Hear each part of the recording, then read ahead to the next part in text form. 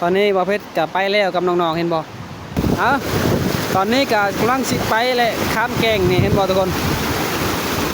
สู้ๆเด้อทุกคนเด้ออย่าลืมกำลังใจให้บ่าวเพชรเด้อหมอนี่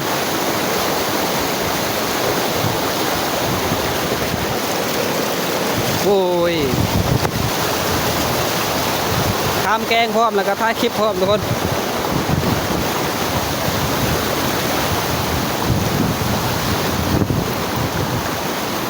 นี่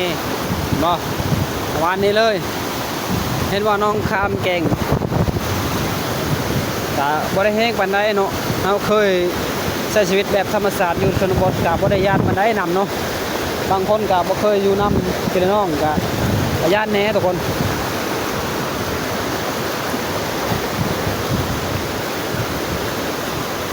ประมาณนี้เลยเห็นบ่กำลังข้ามแกงไปนำกันทุกคน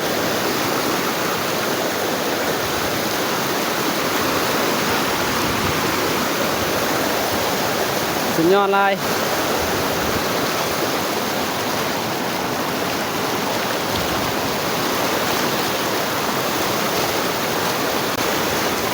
ประมาณนี้แหละบ่าวเพชรกะบ่เว้าลายปานใดทุกคนบ่เว้าลายกะพี่น้องเฮากะเบิ่งอยู่นี่เลยเนาะบ่เว้าลายแล้วมีแต่ถ่ายคลิปซื่อแล้วทุกคนบ่าวเพชรเจ็บคอแล้วตอนนี้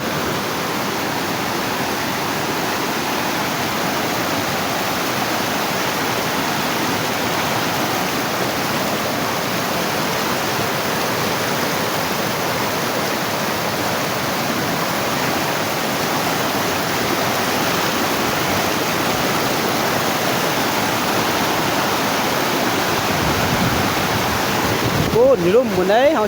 สิไปมุดห้อยนี่ทุกคน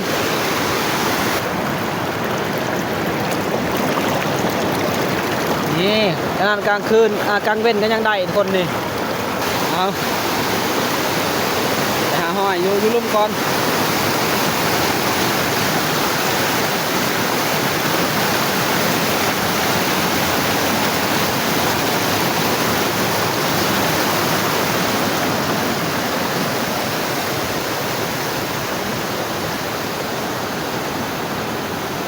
วันแท้ธรรมศาสตร์ทุกคน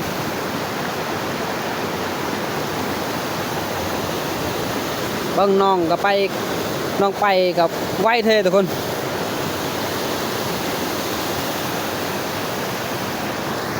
ทุกคนเบิ้งนี่วันลายทุกคนมีแต่เห็นแบบใหญ่ๆเก่งกับบ่แห้งปานใดเห็นบอกวันลายเนาะ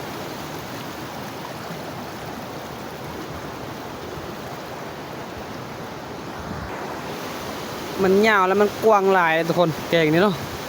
โอ้ยไปกันยังมาหอดใส่เลยหุ่นปลาแล้วก็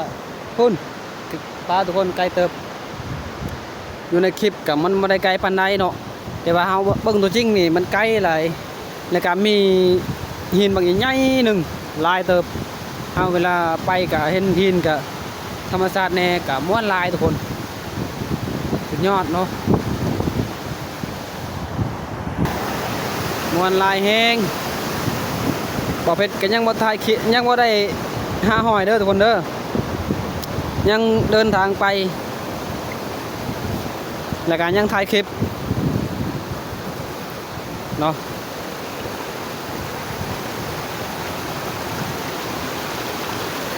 นี่บ่าวเพชรกับสิมุดอยู่นี่แหละ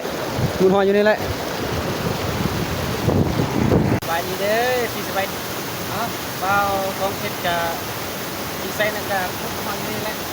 แล้วก็ไปมุดขึ้นญี่ปุ่นเลยเนาะเป็นยังไงกะมาเบิ่งนำกันทุกคน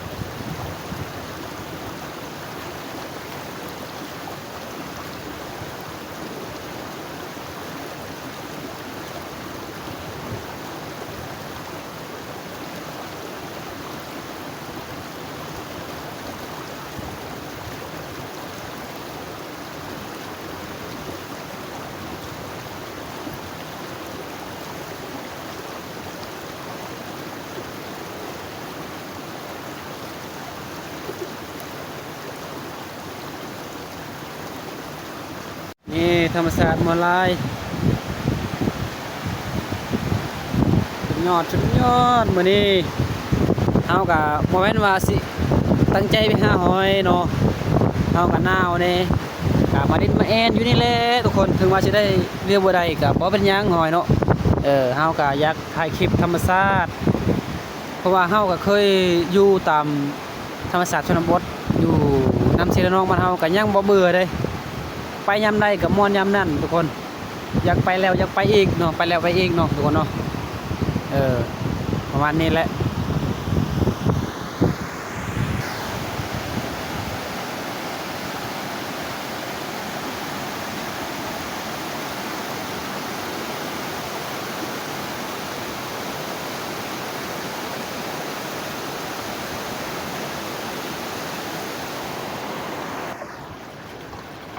ตอนนี้ก็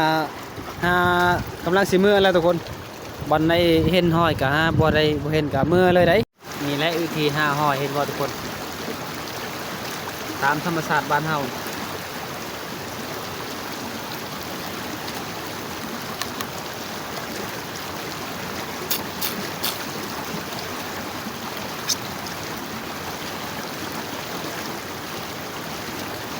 บ่เอาได้ประมาณนี้แหละนี่แหละก็ห้อยคือกันมันแยงเฮานี่ห้อยเบิดได้บ่หลายให้เติบนี่เห็นบ่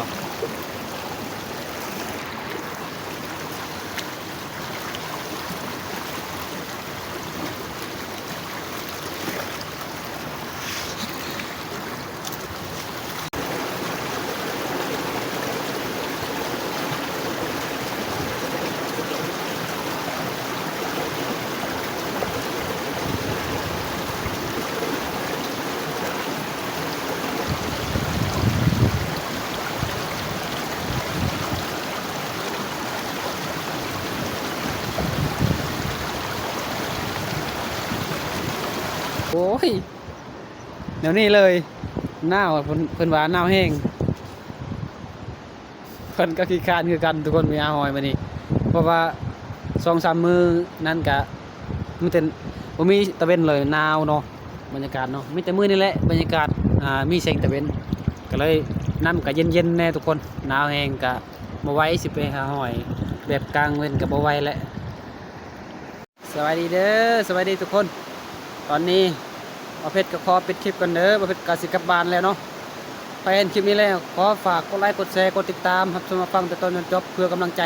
ให้บ่าวเพชรให้คลิปต่อไปทุกคนและพอกันใหม่คลิปหน้าทุกคนบ๊ายบายแข่งกัน